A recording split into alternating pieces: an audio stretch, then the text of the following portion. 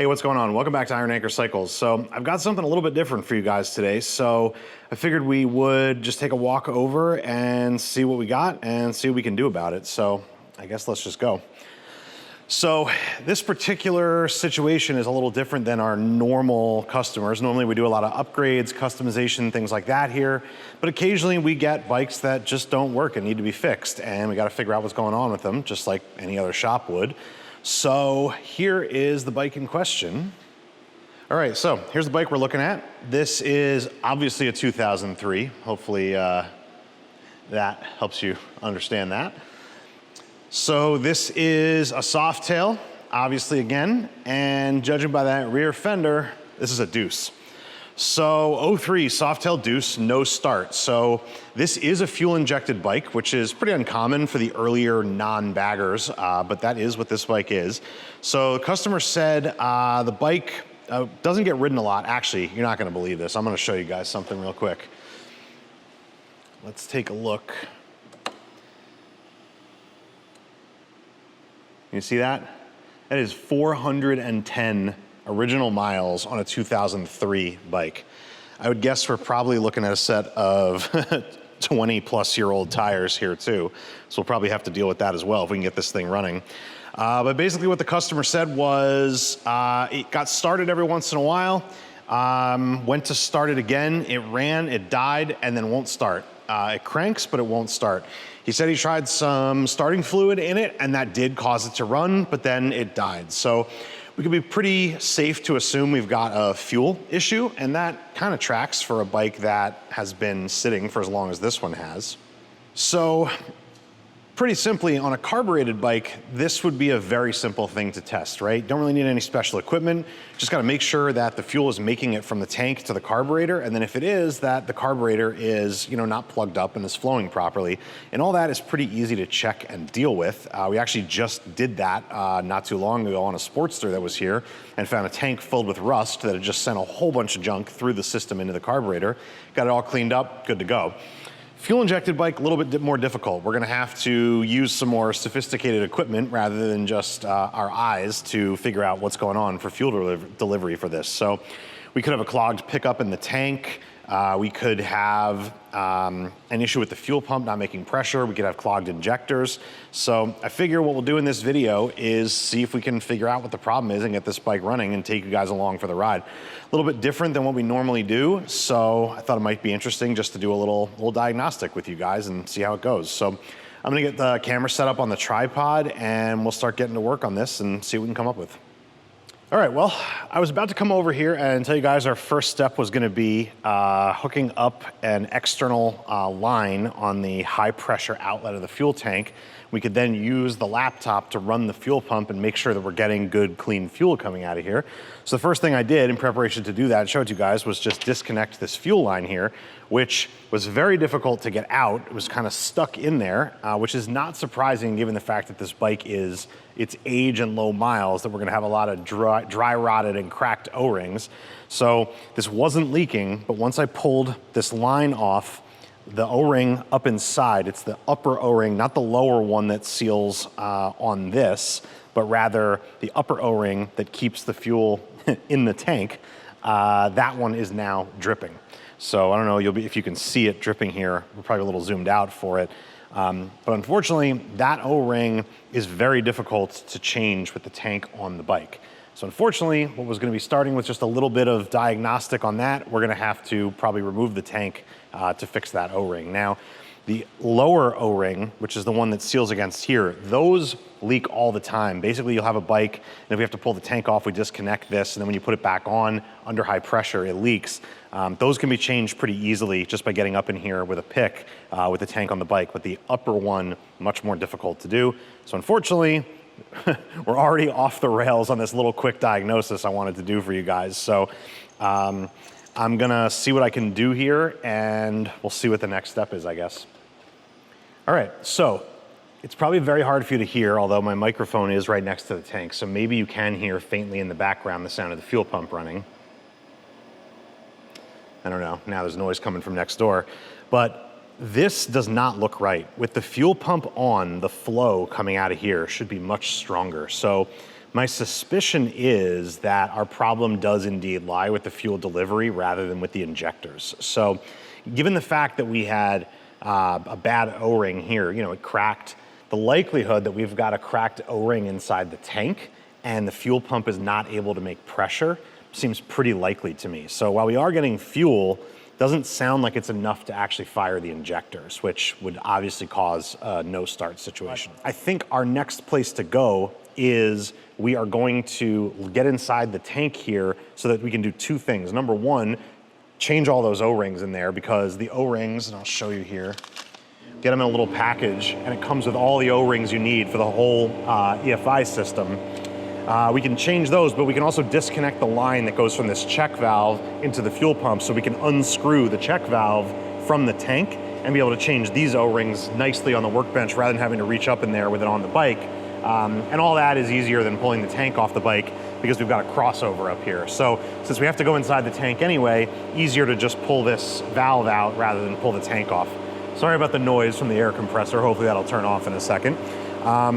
But what I'm gonna do is we'll keep running the fuel pump and we'll drain some fuel out of here, because obviously in order to pull this check valve out, the tank needs to be empty or close to it. No matter what, there's gonna be some fuel left in the bottom of here, but we're gonna make a big mess pulling this out. We'll get a funnel and we'll catch it all, but we'll try to drain as much as we can this way, albeit it's going very slowly because of how little flow is coming from the fuel pump. So we're gonna keep at this, and we'll check back in with you guys, I guess, once the fuel is drained or as much as we can, and when we start to open this tank up and see what's going on. All right, so quick check back in with you guys. I have an update. We're still draining fuel here, but now that the fuel level in the tank has dropped, I can hear inside the tank fuel spraying. So what that means is exactly what I thought, is that we've got a bad O-ring inside the tank, that when the fuel pump is trying to make pressure and move the fuel through the output line, which is this, down to here, there's a bad O-ring and it's spraying back inside the tank instead of all the pressure being directed here. So we probably didn't hear it before because the fuel line, the fuel level was high enough that wherever it was spraying was, you know, underwater, so to speak. So it was just, you know, creating like a, you know, Venturi in there or whatever, like a little whirlpool. But now that the level has dropped, I can hear it splashing against the side of the tank. So I'm almost certain that we have found the culprit here of what's going on with this fuel system. So like I said, we're gonna get as much fuel as we can out. We're gonna open up the top. We're gonna change a whole bunch of O-rings, and hopefully we'll have this problem solved. A little faster than I thought even, maybe. So stick around and we'll see if I was right. All right, got our screws removed on the console here, so this will just lift off. And got a wiring harness here to disconnect. And now, because we're not actually taking this off, what I want to do is kind of just hang it here. I just want to be careful of the wires just to make sure it's not going to get too pulled. And now we've just got to take all these screws out of here. We're obviously going to need a new gasket for this. And these bolts might have little sealing washers under them too. I know the Dynas do. We'll see if this does also. So we'll order the stuff we need to order. I definitely don't have this gasket in stock. This is a weird shape. But we'll get in here and we'll see what we got going on.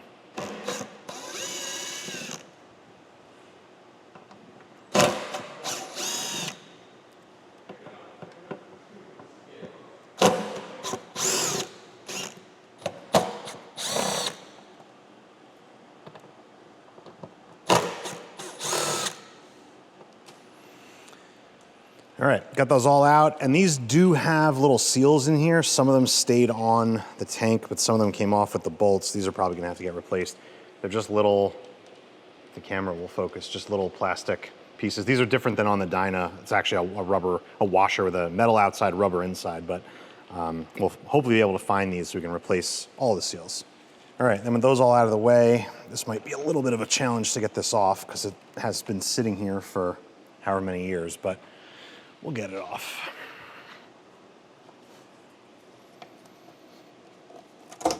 There we go. All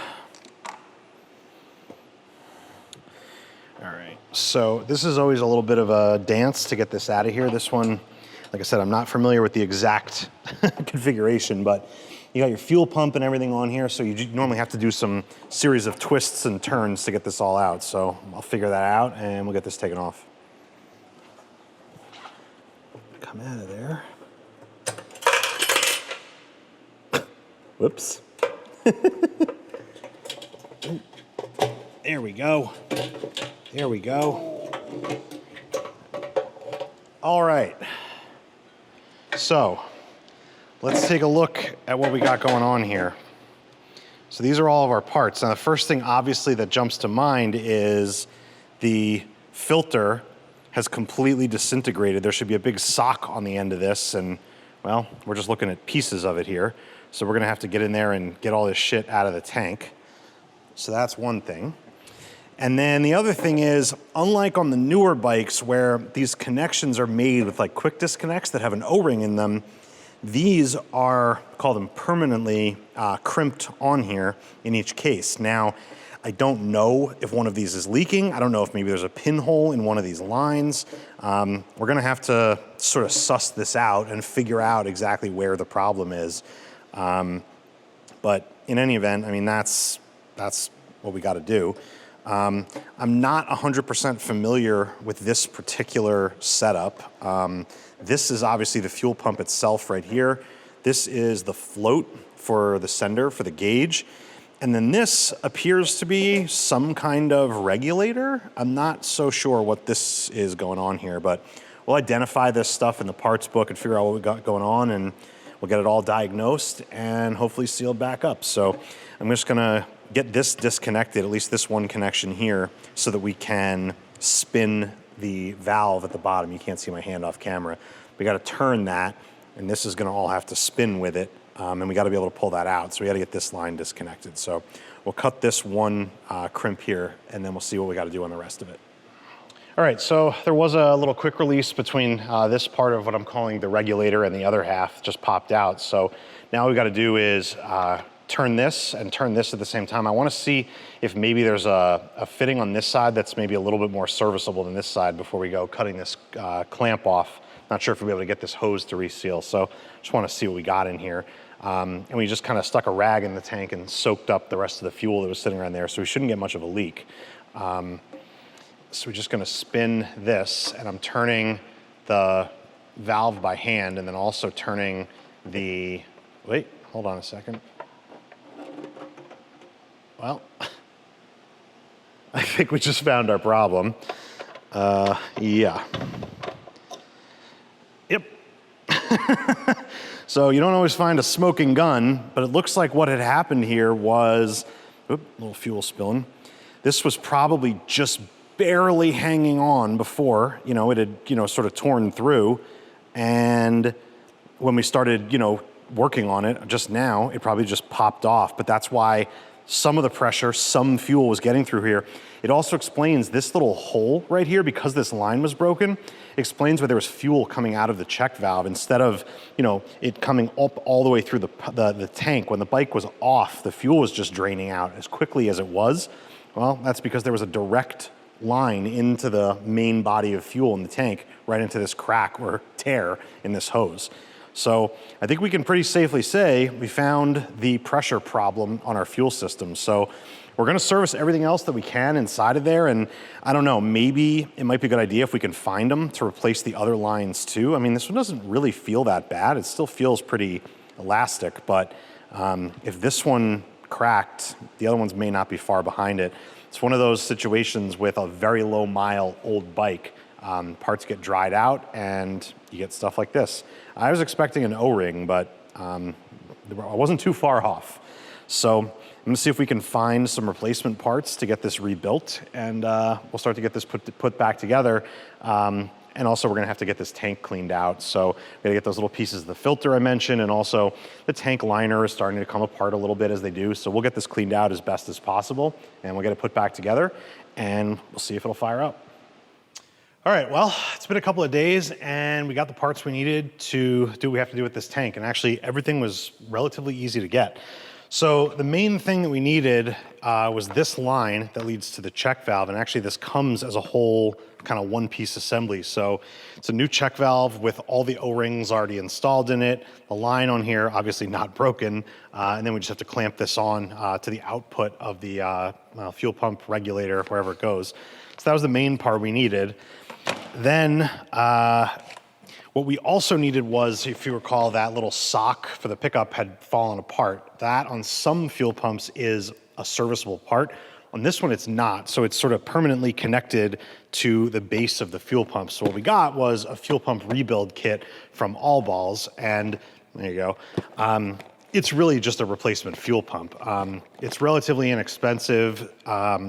Definitely we want that sock on there, so it is what it is. And, you know, replacing a 20-plus-year-old fuel pump, probably not a bad idea. So we got this kit, got a new fuel filter to go on there, and then a gasket, which we've got an OE one here, couldn't find one of those from drag. And then we've got new sealing screws to attach the top plate along with the gasket. So those are the parts we got. We're gonna get it all assembled, get it put back in here, and hopefully we should be making the pressure we need and this bike should fire right off. At least that's my assumption, unless there's more than one problem going on here, but pretty sure we found it. So we'll get this stuff put together and we'll check back in. All right, so here is our rebuilt fuel pump assembly. So we've got the new pickup sock here, which I mentioned, that had shredded, so we got that. That came with the fuel pump itself, this new line here, new fuel filter. And then the big piece is already here in the tank. So this is connected to the quick connect fitting down here in the bottom of the tank. So that's in, and then we kind of stick this guy in here and get this line connected onto the output of the regulator. And then hopefully we should have fuel pressure and this bike should run. So I'm gonna try and get this stuck in here if I can remember how it came out. And well, and we'll go from there. All right, so ready to give this a shot. So I've got our top plate screwed back down there, console just resting here. I've got a inline fuel gauge hooked up here. I'm sorry, fuel pressure gauge, so we can check and make sure we're actually making pressure here before we try and start it. So I'm gonna turn on the ignition. We should hear the pump cycle and we should get a reading on here, hopefully in the 55-pound kind of range. So let's see what happens. All right. So I don't know if you guys can see that on the camera. So when the pump was running, it was about 60 PSI. When the pump clicked off, dropped down to about 55, and it's holding there. I think that should be good enough to start. So I guess let's just see what's gonna happen. Let's make sure this thing's in neutral. There we go. And well, let's give it a shot.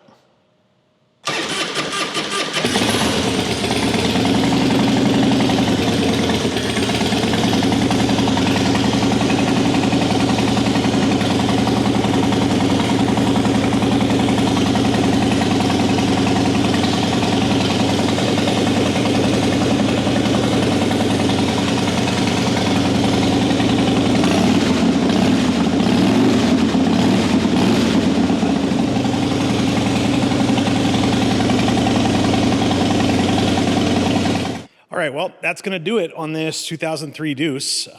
Pretty easy diagnosis, pretty easy fix, and we got it running again. You might have noticed, you might not have, while we were waiting on parts, we actually did put a new set of tires on this bike as well. Customer asked us to do that. They were actually the original tires, so they were 20 years old, tires on here, so definitely time to go. Even though the bike only has 400 miles on it, 20 years is a little too much for a set of tires, unfortunately. So that's gonna do it for this one. If you guys like this sort of thing, a little quick down and dirty diagnostics, seeing if we can figure out a problem that rolls in here, let me know, put it in the comments down there, and we'll give you some more of them. These are kind of fun to film while we sort of figure out what's wrong with the bike. So if you guys like them, we'll do more. So until next time, we'll see you later.